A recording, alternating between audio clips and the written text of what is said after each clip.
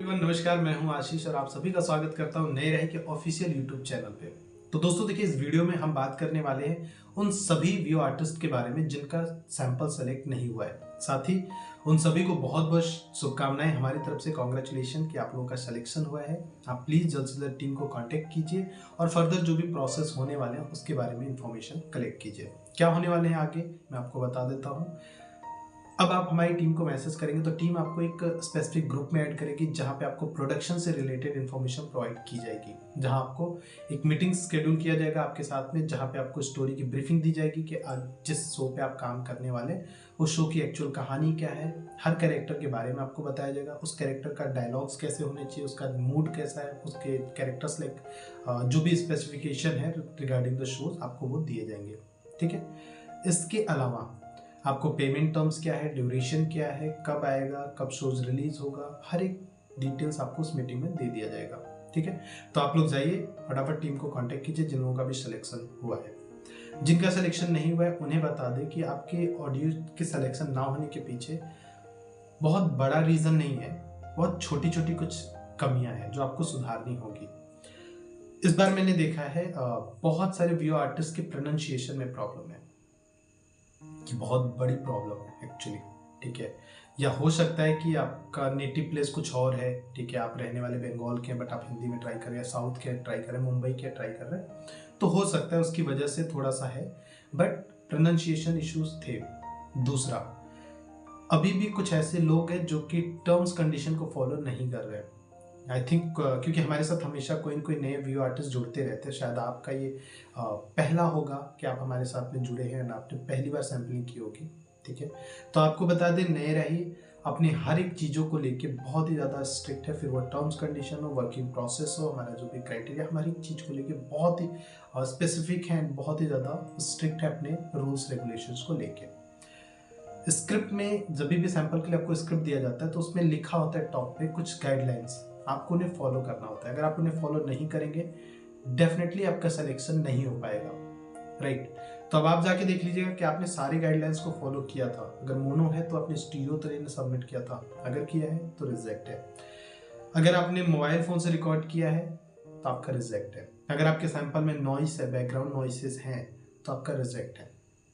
इन सब के अलावा जिनके सैंपल्स में कोई इश्यूज नहीं है, सब कुछ परफेक्ट किया गया, but they are not satisfied कि हमारा क्यों रिजेक्ट हो गया यार, है ना, बाकी के भी तो हमने सुने थे। तो आपको बता दें कि हर कहानी में कुछ कैरेक्टर होते हैं, उनकी कुछ ऐसी डिमांड्स होती है जिसके अकॉर्डिंग एक वॉइस की रिक्वायरमेंट होती है। मैं बात करूँ जामतारा की, तो जामतारा में सिर्फ रत्नाकर और इंस्पेक्टर जो धनंजय है और विनोद, इन तीन को छोड़ के बाकी सारे बच्चों के कैरेक्टर से, नरेटर को छोड़ के ठीक है, फिर वो रेशमा हो, फिर वो गुड़िया हो या कोई भी हो, हमें उसमें चाहिए थे एक ऐसी वॉइस जो 17 से 20 साल के बच्चों की आवाज़ में बहुत ही परफेक्ट बैठ जाए। ठीक है, तो जिनकी आवाज़ उसमें थी हमने उसको सेलेक्ट किया। आपकी आवाज़ शायद, ऐसा नहीं कि आपकी आवाज़ खराब है, आपकी आवाज़ बहुत परफेक्ट है, हर किसी की आवाज़ बहुत परफेक्ट है।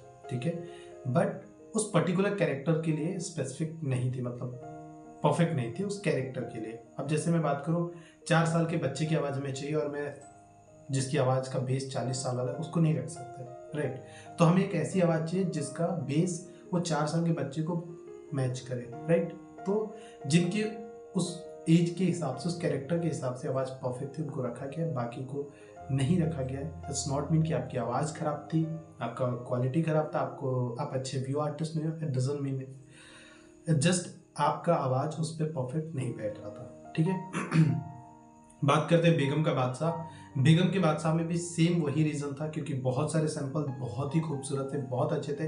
इवन उन सभी आर्टिस्ट को हमने अपने माइंड में शॉर्ट लिस्ट करके रखा है कि लाइक ठीक है, कभी प्रोजेक्ट आएगा तो हम इन्हें पर्सनली बोलेंगे कि यार आप लोग फिर से सैम्पलिंग कीजिए। ठीक है, so be ready for the next project. आने वाले दिवाली से पहले 4-5 शोज के हम आपसे सैम्पलिंग करवाएंगे, तो उनमें भी सैम्पलिंग करवाइएगा, बट सैम्पलिंग कराने से पहले आपको कुछ बातों का ध्यान रखना है।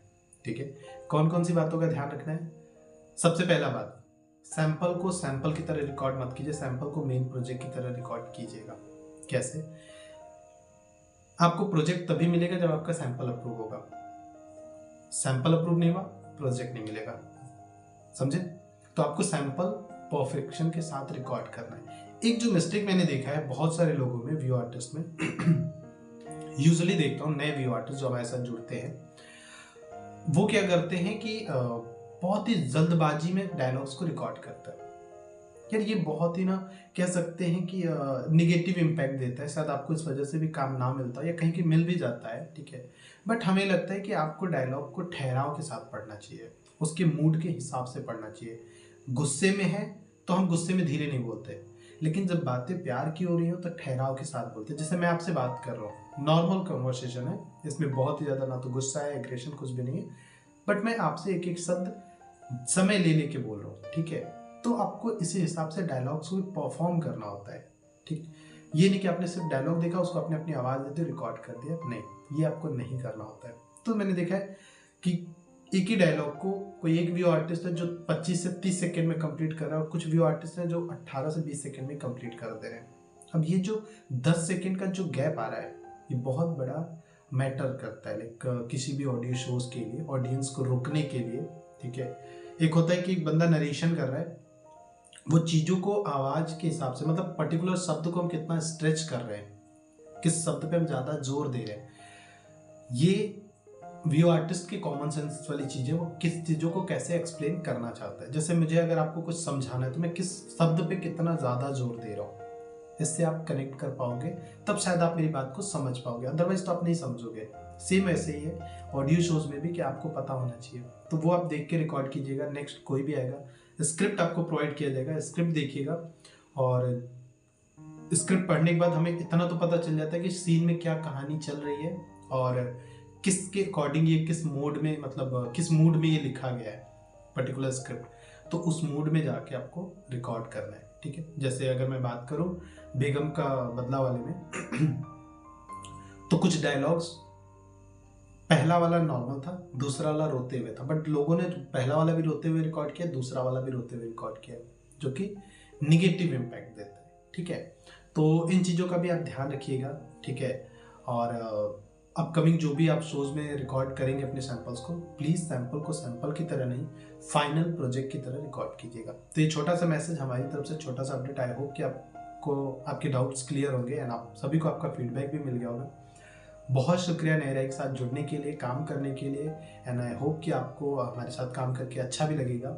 आप सभी अपने फीडबैक हमें देते रहिएगा। एंड वन मोर थिंग जो सबसे ज़्यादा इम्पोर्टेंट है, अगर आप इस चैनल पे नए हैं तो सब्सक्राइब करना मत भूलिएगा, ठीक है। क्योंकि अब से आपको जो भी अपडेट मिलेंगे रिगार्डिंग द प्रोजेक्ट, उनकी जो भी इंफॉर्मेशन होगी, वो सब कुछ आपको हमारे इसी यूट्यूब चैनल पे ही मिलने वाला है, ठीक है। तो आप लोग सब्सक्राइब कर लीजिएगा। हर एक अपडेट्स के लिए, अपॉर्चुनिटी के हो या फिर आपके फीडबैक हो, वो सब कुछ आपको यहाँ मिलने वाला है। तो ख्याल रखिए, खुश रहिए, एंड ऐसे ही बने रहिए, काम करते रहिए। फिर मिलेंगे अगले वीडियो में। धन्यवाद।